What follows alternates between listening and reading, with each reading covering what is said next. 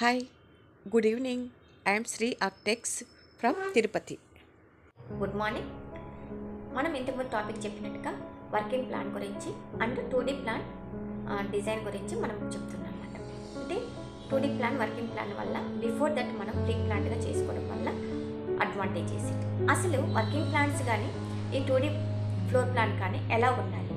యాక్చువల్గా working plan కానీ 2D plan ఎలా ఉండాలంటే ఫుల్ ఫ్లెడ్జ్డ్గా విత్ ఫర్నిచర్తో ఉండాలి. ఏదో 2 లైన్స్ వేసుకొని మీడియేటర్తో చిన్న కాంట్రాక్టర్తోనో కన్స్ట్రక్షన్ చేసే మేస్త్రీలతోనో వేయించుకోకూడదు. ఒక మంచి ఇంజనీర్ ఆర్కిటెక్ట్ దగ్గర వేయించుకొని అది కూడా విత్ ఫర్నిచర్తో వేయించుకోవడం వల్ల అడ్వాంటేజెస్ ఉంటుందన్నమాట.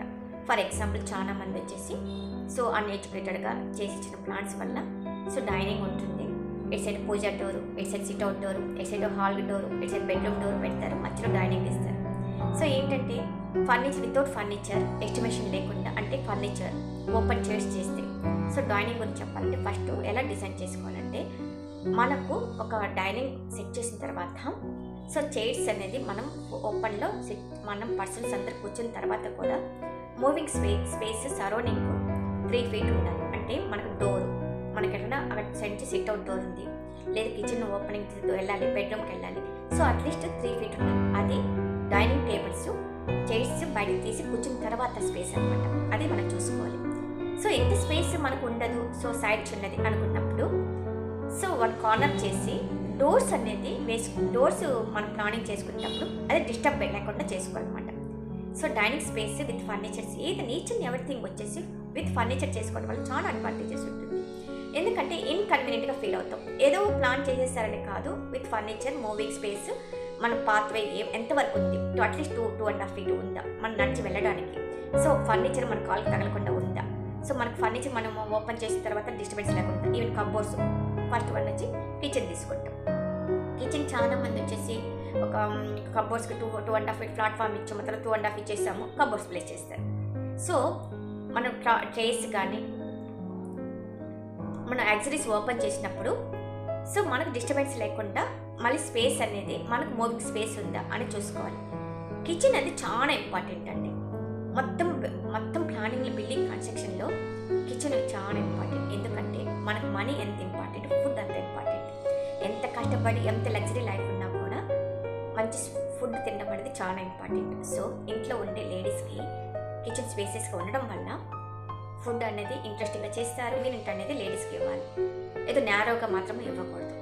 విత్ కబోర్డ్స్ ఫర్ ఎగ్జాంపుల్ మన కిచెన్లో ఏమేమి యూజ్ చేస్తాం, ఫర్ ఎగ్జాంపుల్ మిక్సీ, చిన్న గ్రైండర్స్, మైక్రోవేవ్స్, అన్నిటికీ ఒక ప్లాట్ఫామ్, పైన ప్లగ్స్, ఆ పక్కన స్విచెస్, కన్వీనియంట్ స్పేస్ తీసి పెట్టుకోవడానికి ఒక స్పేస్. ఫర్ ఎగ్జాంపుల్ మైక్రోవేవ్ పెట్టేసాను, పక్కన ఆ బౌల్స్ మనం పెట్టుకోవడానికి ఫ్రంట్ కొంచెం స్పేస్ వదలాలి. మైక్రోవేవ్ స్పేస్ పోగా రిమైనింగ్ అనేది అట్లీస్ట్ 1.5 feet అట్లా ఇవ్వాలన్నమాట.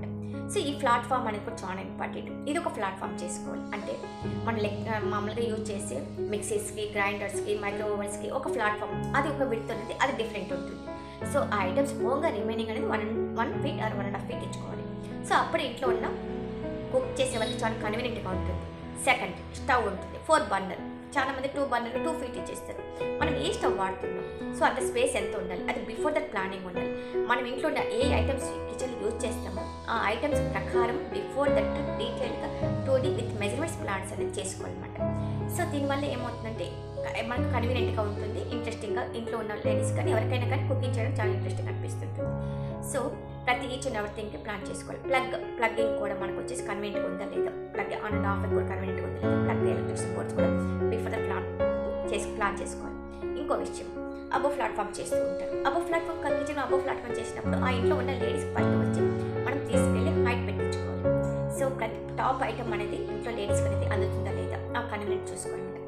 బిలో ప్లాట్ఫామ్ అది కూడా ఇంట్లో లేడీస్ ఒకరికి హైట్ ఉంటారు కాబట్టి బిలో ప్లాట్ఫామ్ కూడా వాళ్ళ హైట్ నిలబెట్టి ప్లాన్ చేసుకొని మనకు స్టవ్ కన్వీనియంట్, మనకు బౌల్ చేయాలి, గరిట తిప్పడానికి కూడా కన్వీనియంట్ అని చూసుకోవాలి. ప్రతి ఒక్కరి కిచెన్ ఐటెంకి వచ్చినప్పుడు మాత్రం లేడీస్ని పెట్టి డిస్కస్ చేసుకొని వాళ్ళు కన్వీనియంట్ నాకు తెలియదు అని చెప్పినా కూడా వాళ్ళు పిలుచుకొచ్చి హాయిస్ అని పెట్టించుకొని చేసుకోవాలి ప్లానింగ్స్ అనమాట.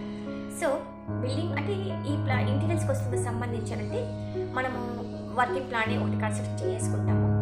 దానికి మెజర్మెంట్స్ అన్ని ఈచ్ అండ్ ఎవరిథింగ్ ఎంత కన్వీనియంట్ పోవాలి, మన కబోర్డ్స్ పోగా బిలో ప్లాట్ఫామ్స్ పోగా అన్ని ప్లాట్ఫామ్స్ పోగా అట్లీస్ట్ 3 feet ప్యాసేజ్ అనేది ఖచ్చితంగా ఉండాలి. సో కిచెన్ స్పేసెస్కి ఇవ్వడం అనేది చాలా చాలా ఇంపార్టెంట్. నేరాగా మాత్రం